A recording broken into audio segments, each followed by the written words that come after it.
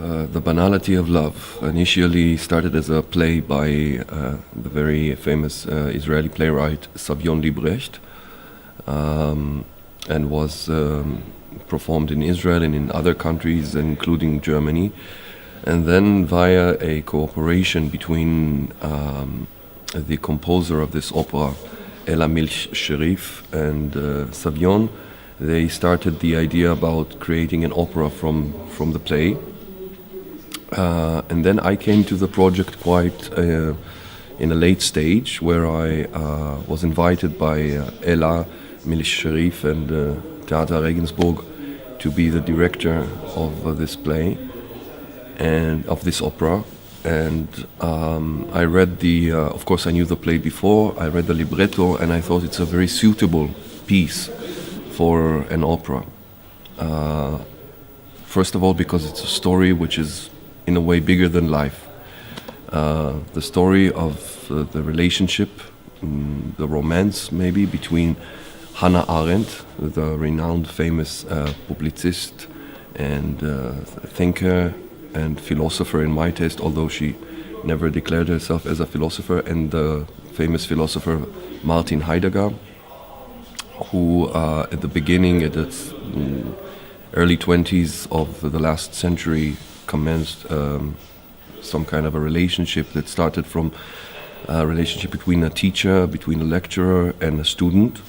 He was 36 or 37, married in his at the beginning of his career, already a bit famous, but before his great work Sein und Zeit. And she was a very, very curious Jewish German student who heard about this Zauberer, about this magician from Meßkirch, who is changing everything, language, thinking. And she went to study in Marburg. And from there was a love story, but one should remember it's not a symmetrical love story. In our time and age, one would say it's even immoral for a professor, 36 years old, and an 18-year-old student. We couldn't call it a symmetrical relationship. And in that sense, already at the beginning, there is something which is gives us some kind of a sin in this relationship. Although it had the beautiful aspects of an intellectual discourse between the two, and I would say that this relationship for me and in the opera is some kind of a fable or a metaphor for relationship between the Germans and Jewish Germans. I think it carries some kind of a torch or a legacy from Moshe Mendelssohn and the Enlightenment throughout these 3 centuries until just before the Second World War. A very complicated relationship. And in that sense, an opera, I think, creates and gives this relationship something which is bigger than life. Of course, the music of Milch-Sheriff, which I find very beautiful and interesting, enhances these textures and undercurrents who are bubbling underneath the surface. Throughout the play's setup or premise, the opera's premise, in a way, dramatically speaking, is traveling in time between a present and past. It's not linear. It's sometimes abrupt. We move between 1924 to 1975 New York, back to 1933, and then to 1950 after the war, and we get to see Arendt in a way experiencing this, let's say, a voyage, an intellectual voyage, an emotional voyage.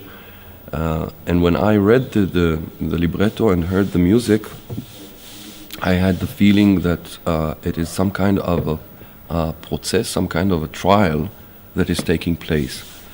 In the opera we have the old Arendt and we have the young Arendt, and Milch-Sheriff gave the chorus a very big part in this opera, because an opera libretto is different from a play.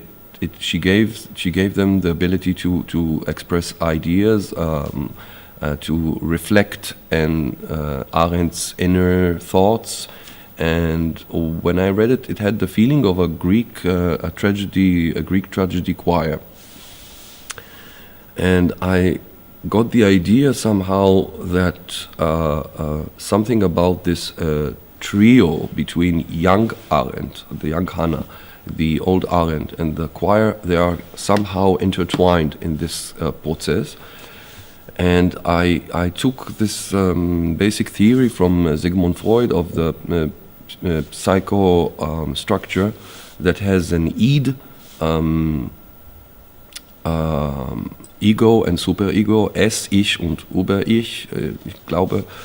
And I wanted to imply this structure into the opera, meaning that we have the young Hannah, who is this S, we have the Arendt, who is this Ich, the ego, and we have the choir, who are all dressed up as Arendts, men and women, who are reflecting some kind of superego, which is witnessing the whole process.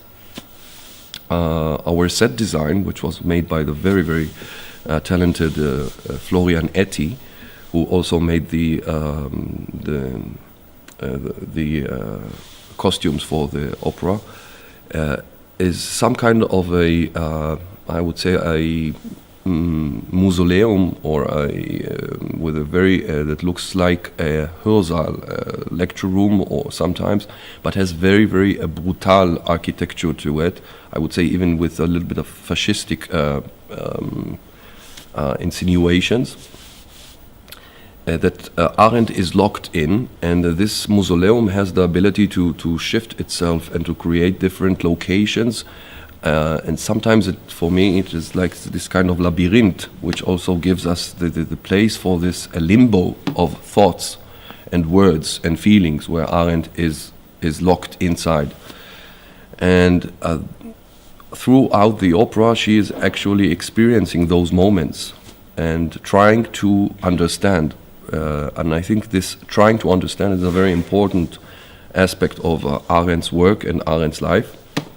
A very brave one, because I heard her saying in one of her famous interviews with Günter Gauss, I think, that she never, he insinuated, did you want to influence? She said, no, I never wanted to influence. I only wanted to understand.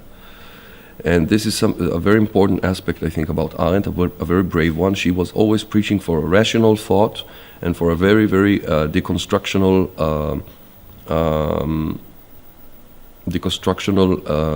way of attacking certain issues, and she was very thorough about that. And I think she was, I guess, I mean, I would like to think that she was very, very criticizing and sincere about herself. So in a way, I think this opera is this tragedy of being locked in this maze of thought, where she is giving herself, she's forcing herself to be in this kind of limbo, where she tries to understand what happened, what is her part in this historical Geschichte, story of identity. Who is she? Is she Jewish? Is she German? What is this love story between her and Martin Heidegger? Is it a moral love story or not? Is Heidegger someone who you can forgive about joining the Nazi party or not? Did she have any role with this? Did she have to choose a different way than she chose? In this portrayal of time, there are additional characters. Some of them are biographically true, some of them are false. For instance, the Eichmann Trial, which is also in the opera, is one of the most important ones that had to do with Second World War that took place in 60s in Israel. And we have the Hausner, the attorney, who is a biographical figure. We also have a fictional figure called Raphael, who is Hannah Arendt's best friend in the university, who in a way reflects some kind of a conscience to her acts. He's Jewish, and he has a lot of criticism about her relationship with Martin Heidegger. And then after the war, she thought he didn't survive, but she encounters a person, an enigma, who comes to interview her, a journalist in disguise. And apparently this Michael figure is the son of her friend Raphael, who actually comes to revenge his father in a way, and to confront Arendt with her past. This is a fictional figure, and we have two Heideggers as well, a young Martin Heidegger and an old Martin Heidegger, who are actually biographical. And I would say that this Eichmann Trial is also very important because of the work of Arendt that has to do with her famous book that she wrote about the trial, based on her commentary on the during the trial. As a journalist, Eichmann in Jerusalem, it's called, and there she actually the famous quotation that she had about the trial, which is Banalität des Böses, the banality of evil, is actually the phrase, the Ausdruck that Savyon took the name of the opera from, the Banality of Love. And I think it's a very interesting homage to her famous citat, because she claimed that these evil deeds that happened through these horrible deeds that were made by the Third Reich in Second World War were made by very banal people with banal thoughts and banal wills. There is not I would say some kind of an evil nature, mystic nature that is behind it, but a very banal reasons. And she was very much criticized because of it, and was outcast by the Zionistic movement and by Israel later on. And I think in a way she had a very cruel fate in that sense, because she also fled Germany, which was her Heimat in a way, and she also was banned and boycotted by Israel, which was the state of the Jewish state that came afterwards. And from there, I think the setup of the trial is very relevant for us. In a way, I think that Arendt, it's like we have in Hamlet, the play within a play, which is the play that Hamlet does inside the play in order to accuse his uncle as the murderer of his father. We have here a play within a trial within a trial. We have the trial of Arendt that is taking place, and within this trial we have the trial of Eichmann. And there are moments where one could think that she's standing on the podest as an accused person. And we as audience, I think we have the chance to somehow to witness this process, and to have our own decisions about the characters, and especially Arendt. And I think it's a beautiful musical, aesthetical experience, which allows us a peep into one of the most great thinkers, women thinkers of the 20th century, with the beautiful music by Milch-Sheriff, and about a very, very important and interesting historical voyage, a very interesting emotional voyage, intellectual voyage, musical voyage, and I hope the audience will enjoy it.